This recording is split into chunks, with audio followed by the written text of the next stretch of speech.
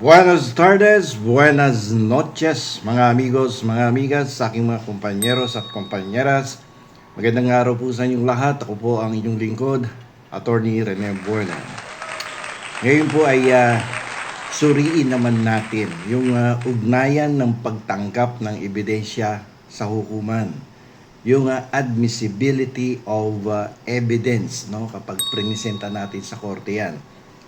Ano ang mga karapatang konstitusyonal ng mga taong nai-involve sa presentasyon ng ebidensya at ang pananagutang politikal sa usapin ng kontrobersiya sa dokumento ni Congressman Leviste ng Batangas at ng dating DPWH Undersecretary Catalina Cabral, yung namayapang Yusek. Okay? Pag-uusapan natin to dahil maraming tayong nabasang balita na si Yusek Cabral ay kinuhanan ng dokumento ng kongresista mula sa Batangas na parang lumalabas na walang permiso at the procurement of the documents were made with force, no? Dahil nasugatan daw sa daliri itong si Yusek Cabral. Okay, pag-usapan natin yung prinsipyo tungkol sa exclusionary rule na nakalagay sa ating saligang batas.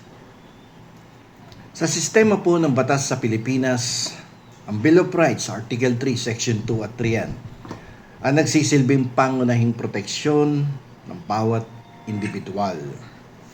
Sinasabi dito na anumang ebidensya na nakuha ng labag sa karapatan laban sa hindi makatwirang paghahalughog at pagsamsam ng mga dokumento, yung tinatawag nating unreasonable search and seizure, ay hindi po yan pwedeng tanggapin bilang ebidensya sa anumang legal na proseso kahit gaano pa yung kaganda pagprenisinta mo yan sa hukuman. That is inadmissible. Diba? So kasi illegally obtained. So ngayon pag-usapan natin yung doctrine of fruit of the poisonous tree. Yung lason na puno na nakuha sa pamamagitan ng illegal, no? Puinersa, may intimidation, no? Kinuha, walang consent. Kung yun paraan ng pagkuha ay madumi o labag sa ating batas, ang ebidensyang nakuha, yung bunga ng puno, ay itinuturing na lason. Kahit pa naglalaban yung Cabral list na mga pangalan ng mga kurakot na opisyal, hindi ito magagamit sa korte, no? O any quasi-judicial body kung ito ay nakuha sa pamamagitan ng pisikal na dahas o pakikipagbuno na nagresulta sa sugat sa daliri ni Cabral. Ayan, may sugat dito si Cabral, dito dito. Dahil doon sa matalim na gilid ng papel. Nasugatan na din ako ng araw dyan, sa ganyan. Pagkuha ng papel, matigas yung papel. Bumakat, sugat. So, para sa isang ebidensya, ay maituring na competent evidence, no? Kasi minsan sa husgado, pag illegally obtain ng evidence mo, sisigaw yung kalaban. Objection, Your Honor. Sasabihin, the evidence is incompetent. Dapat kasi karapat dapat yung ebidensya. Nakuha dapat sa pamamagitan ng tamang legal na paraan. Tulad na subpoena, warrant, no? O voluntaryong pagsuko ng mga dokumento. Hindi yung puwersahan mo kinuha doon sa loob ng kwarto kahit ayaw ibigay sa'yo. Ayan, nagkasugat-sugat tuloy yung daliri ng tao. No? Kung ginamitan ni Congressman Leviste ng pisikal na puwersa ang pagkuha ng mga dokumento, hindi lamang siya basta nakahanap ng ebidensya. Pwede siyang managot sa krimen sa ilalim ng Article 286 ng ating revised penal code. Bakit? Nasagwatan yung ali dito, yung namayapang DPWH Undersecretary. Although mababang uri ng physical na sugat yan. Ang makikitang ebidensya ng benda sa daliri ni Yusek Cabral, ng namayapang si Yusek Cabral, sumalangit ng mga kanyang kaluluwa, sa Senate Blue Ribbon Committee ay nagsisilbing prima facie. Ibig sabihin, malinaw na batayan na nagkaroon ng pisikal na komosyon. Ang sugat na ito ay isang malaking hadlang sa prosecution. Dahil pinapatunayan nito na ang mga dokumento ay hindi binigay ng maluwag sa kalooban ng namayapang undersecretary. No, medyo paepal tong si Leviste, no? Mukhang nagpapasikat, palaging nasa media, mukhang may binabalak, no? Na ambisyon, no? Mukhang may na-ambisyon sa 2028. Hulaan niyo kung ano kaya. So, ano ang dapat gawing tamang hakbang ng ating pamahalaan tungkol dito? Dapat magkaroon tayo ng independent evidence, no? Laban doon sa tainted evidence. Upang matiyak na hindi mababasura ang investigasyon sa flood control mess dahil lamang sa teknikalidad, dapat kumilos ang Independent Commission for Infrastructure, yung ICI, at yung Senado syempre. Hindi sila dapat umasa sa mga poisoned or maduming dokumento ni Leviste. Considered as poison evidence yan eh. Pinapayagan naman kasi ng korte na tanggapin ang impormasyon kung ito ay muling makukuha mula sa isang hiwalay, independent, at malinis na paraan. So, pwede naman kumuha ng independent evidence. Kapareho nung nakuha niya, no? So, ang dapat gawin siguro is dapat agad mag-issue ng subpoena duces tecum. Ang ICI para sa original digital logs mula sa IT Department ng Public Works o kaya kay Secretary Dizon. Ang malinis na kopya na ito ang papalit sa maduming kopya ng umeepal na kongresista upang matiyak na mapaparusahan ang mga nasa listahan ng namayapang si Yusek Cabral. Yan, dapat malinis pagka tayo ay nagpresenta ng ebidensya sa hukuman, hindi yung kinuha mo tapos by force, nako, nasugatan pa yung tao. Hirap yan. Huwag nating gamitin yan.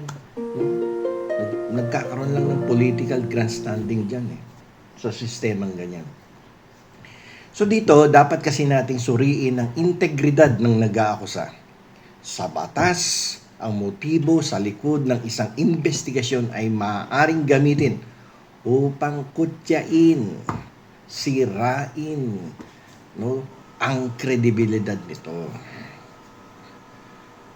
Ang mga bali-balita na ang agresibong paglantad ni Congressman Leviste ay bahagi ng kanyang paghahanda para sa pagtakbo sa Senado sa 2028. Siguro upang palitan ng kanyang ina na si Senator Loren Legarda na matagal na dyan sa Senado at nagkakaedad na, di ba? At mukhang siyang gustong ipalit. Kaya pumupurma-purma na ngayon, no, ang batang kongresista sa Batangas. Dahil dito, nagbibigay ito ng pagdududa sa layunin ng investigasyon. Nakasama siya. So, para mawala yon, ICI, huwag niyo nang pansinin yan. Napapasikat lang yan. No? Ang daming ebidensya na pwedeng makuha natin through legal means, that not through illegal way of getting the evidence. Kapag ang isang investigasyon ay nakikita bilang political cheater o pagbida-bida lamang, humihina ang tiwala ng publiko at nabibigyan ng mga proponents sa listahan ng pagkakataong sabihin sila ay biktima lamang ng prosecution politikal. So wag nating hayaan yan na may pumasok na umeepal na isang politiko, no, to serve his own personal political interest. Iwasan natin yun. So maraming paraan para makakuha ng ebidensya, no, na that will be treated as admissible, no, ang evidence sa korte. Dito yung pagkamatay ni Yusek Cabral noong isang araw, nitong buwan na to, ay hindi nangangahulugan ng pagtatapos ng usapin. Siyempre, no? Ngunit nagbabago ang labanan dito. Kasi yung debt extinguishes the criminal liability but not the civil liability arising from law, contracts, quasi-delicts. Alam nyo yung pagkamatay ni Yusek Cabral ay hindi nangangahulugan na patay na rin, no? Yung kaso niya. Ang namatay lamang dito ay yung kanyang criminal liability but not the civil liability arising from law, arising from contracts, arising from quasi-delict. So, yung civil liability not arising from the crime ay pwede magpatuloy dito at hahabulin ng gobyerno ang kanyang mga naiwang ari-arian. Okay? Sa parte naman ni Congressman Leviste, although namatay na nga si Yusek Cabral, maaari pa rin kasuhan ng Estado si Leviste para sa pamumuwersa o pananakit. Ang kanyang pagharap sa Senado, no, ni Cabral at ang kanyang benda sa daliri ay bahagi na ng opisyal na record at magagamit pa rin kahit wala na siya. Okay? Maaari pa rin magsampa ng kasong GRAP ang ICI laban sa mga kontraktor at politiko.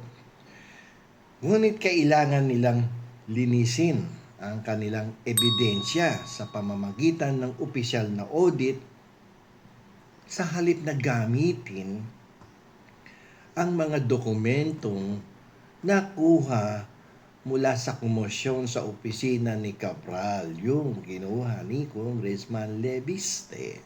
Huwag nang gamitin yan. At gagamitin lang yan sa political grandstanding.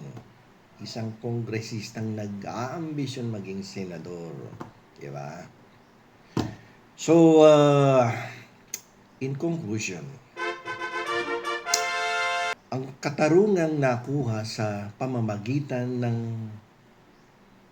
kawalan ng katarungan ay hindi tunay na tagumpay. Para tunay nating maresolba ang flood control scam, kailangan kumuha ang mga otoridad ng independent evidence. Ang pag-asa sa mga poison na dokumento na nakuha sa dahas, lalo na't may halong interes sa darating na eleksyon sa 2028, ay panganib lamang na magpapalaya sa mga tunay na may sala dahil sa teknikalidad. So hanggang dyan na lang po. Ito pong muli ang inyong lingkod, Attorney Rene Bueno. Attorney Bueno, law and beyond. Learn the law, know your